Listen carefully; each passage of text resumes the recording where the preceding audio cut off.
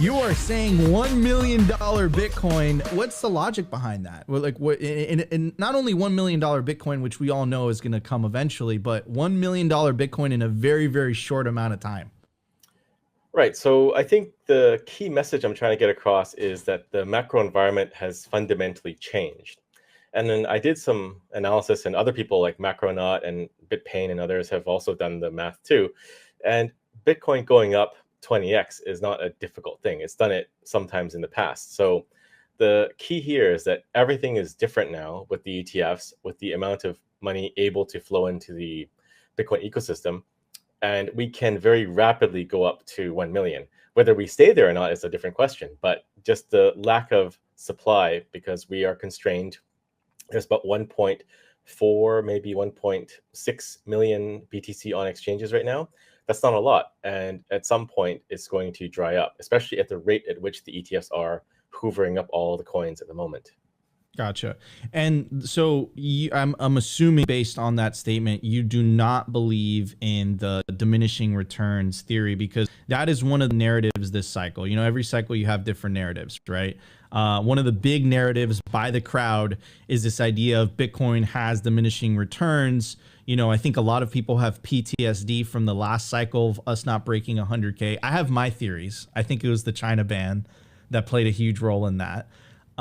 So I'm assuming you don't believe in the diminishing returns theory.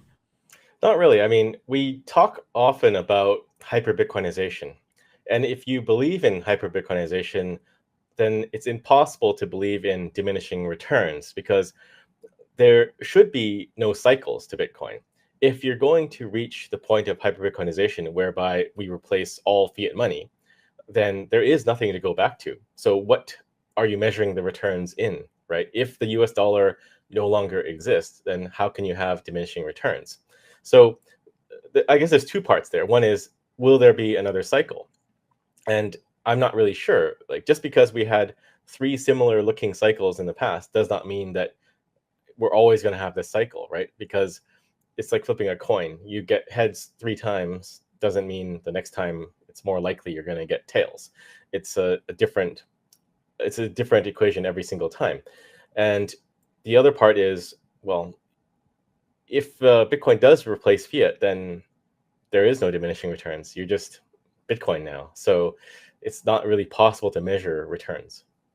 Yeah, no, and I agree. I think it's the things are definitely shifting, and not only in the political sphere, but also on an individual level. I think people are starting to question the old, just because, like, to be frank, like the amount of BS that has come out, you know, over the last 5 years, and just how they're the SEC, how they handled that is a great example, right? And I think people are just questioning the very what should the role of government be in my life? And I think that's good for Bitcoin. Everything's good for Bitcoin.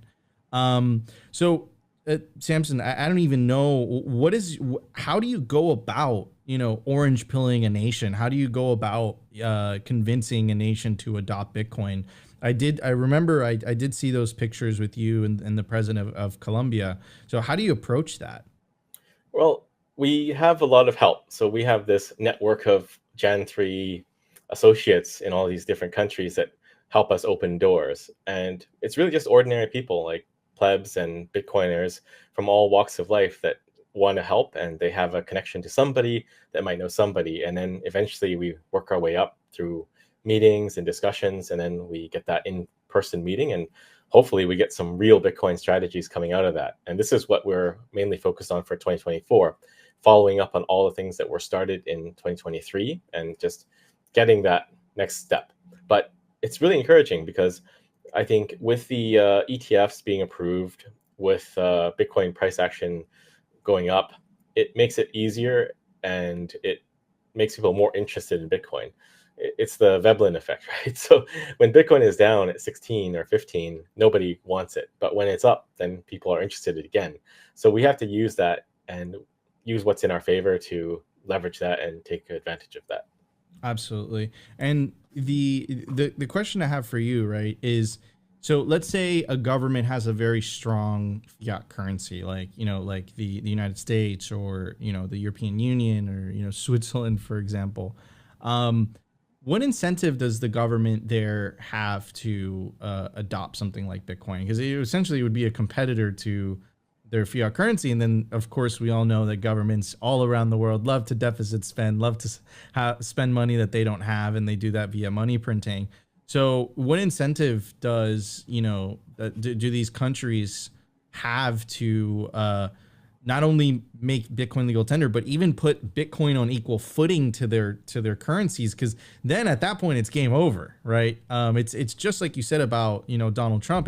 It's not necessarily important for him to be advocating for Bitcoin. The market forces are going to do their thing. Just him stopping CBDCs just gives us time, right? Yeah. So, yeah, what incentive how do you approach that in the first place?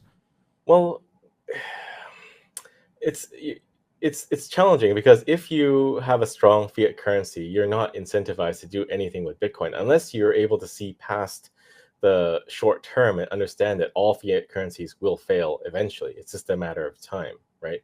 And it's all relative to one another. Everything is sort of pegged to the US dollar in some way.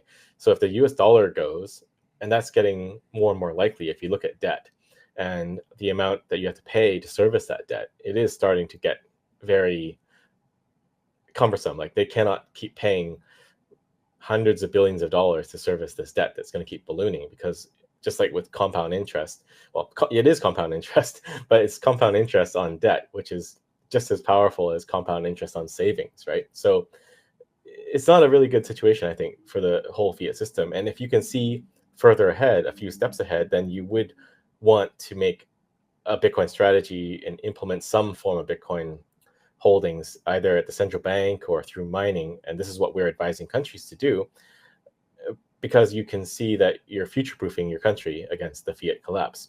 But it is challenging, and I think this is why we don't really pursue wealthy, well, quote unquote, wealthy Western nations to pursue a Bitcoin strategy. We more focus on Latin America and other countries that need Bitcoin, and they have the demand for it right now because they need money, they need to build roads and infrastructures or anything like that. So we just go where we're more needed, and we'll be opportunistic, and we'll try to work with Western countries. But it's really an uphill battle because it's so insular, and they're so unaware of the fiat money system. But there are inroads, right? So in Germany, you have Bitcoin in Bundestag, Bitcoin in Parliament, and this is an initiative that's set up to educate the politicians in the Bundestag. And I'll be going there to speak later this year, and they have a stellar lineup of all these other speakers like Block Trainer and other guys. So we'll go and we'll try to educate the parliament and see what we can do. But it's not like we're going, not for Jan 3, we're not going to go all in and focus on the Western countries. We'll do what we can, but the efforts, the biggest payoff for our efforts is probably in the global south, in Latin America and maybe Africa and other countries.